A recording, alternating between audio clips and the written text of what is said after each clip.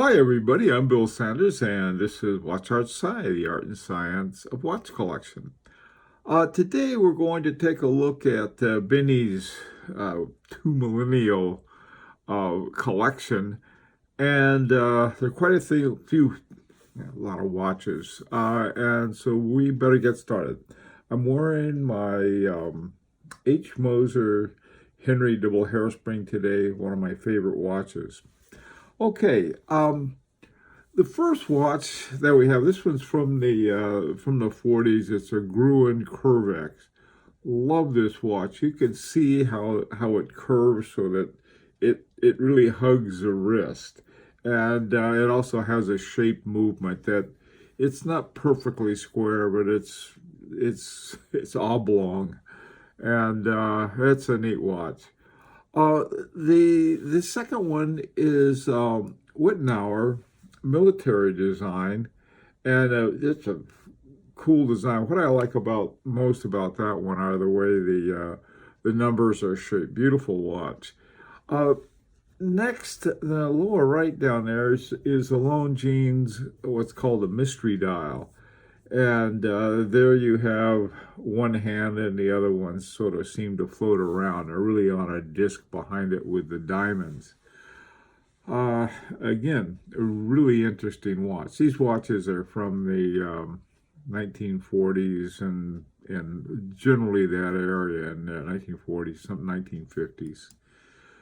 This next group, you have a Jaeger-LeCoultre Memovox. This is a classic watch. It was one of the early watches that had an alarm, and this is a good example of it. Rado. Now, Rado, they started in the 1970s, and the thing about Rado, there's two things. One, they had some interesting designs, and second of all, they use very, very interesting materials.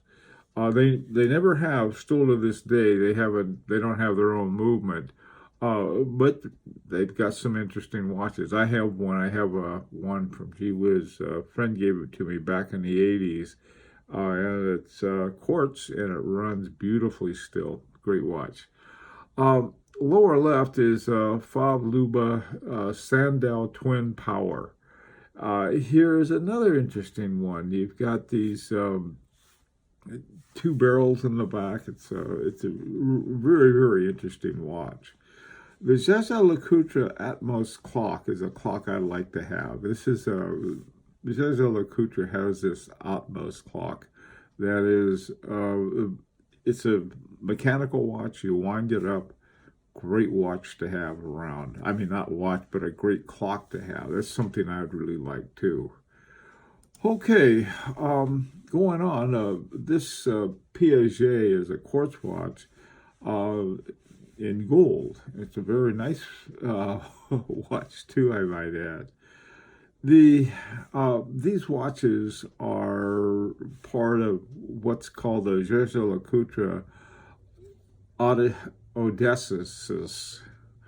And it has a QM next to it, and that's just sort of a quartz mechanical. A really interesting watch. At the bottom down there, you can see the movement. On the one hand, you have the quartz for the timing on it, but then you have a mechanical chronograph in there. So this is a rare watch. I love the bow and crown at the top up there. You don't see that too much outside of Beauvais. Down at the bottom left, you have Loris Disney Goofy. This is another quartz watch. Just a good example of one, well preserved. I have a Mickey Mouse quartz. Something everybody ought to have, something like that. Again, Benny's selection. The thing is to notice, look what great shape they're in. Benny doesn't go down and grab something that's rusted and falling apart. Or corroded. You get some really, really beautiful watches. Okay, this next group of watches, the first one is a Rolex Datejust 31 millimeter. I'd never heard of those before, and what they made them for, they're boys' watches. Some kid they did something right. It gets a Datejust quartz, but it's got a smaller wrist, so you don't want to put a great big one on them. 31 millimeters is great. The Quorum Admiral's Cup 40th anniversary. This is a very, very cool watch. You have an engraving on the dial, and then you have these different, I don't know, Sea Dog flags around it. I'm sure there's a better name than Sea Dogs. I'm not much of a boat person. And for the Admiral's Cup is a boat race, and they have all these different signal flags that they have. The lower left is a Tudor Tiger Prince. What a cool watch. And again, I keep remarking on what great shape that they're in. These things are in fantastic shape. The Cartier Pasha GMT. This has got a retrograde at the, it's beside a GMT. It's got a retrograde down there at the bottom. And that's for, let's see, also too, right next to it is the little date window down there. It looks like it goes into goes right into the date window, the little retrograde. Another interesting watch. All right, here now, we get into the next millennium. This is why I call it the Two-Millennium collection. You have a Jaeger-LeCoultre Reverso Sun and Moon. Love this watch. And what I like even better about it is that if you look at you can see the back, you can see the shape movement. It's got this tonneau shape movement that fits in there right with the shape of not exactly, but generally to the shape of the case on there. Now, this is the first one that Benny had from the 2000 era. The lower left is a Longines Lindbergh-Hour angle pilot. The angle pilot, this is something apparently that Charles Lindbergh, helped design. He worked with Longines in designing it. Really, really an amazing watch. There's some watches that Benny has I didn't even know existed. In the back of the Longines, you can see the caliber. Now, the caliber, they use an ETA 2892-82, but they have it opens up with a little pop-open case. And so you have a lot of protection for it. But if you want to go take a look at the movement, it's easy to do. All right, this next group, you have a regulator. And again, it's the Oris regulator. Love regulators, and I don't have one, but I really like it. These are from 2009. Then you have a Parallel big central moon phase. You got a great big moon phase on that one.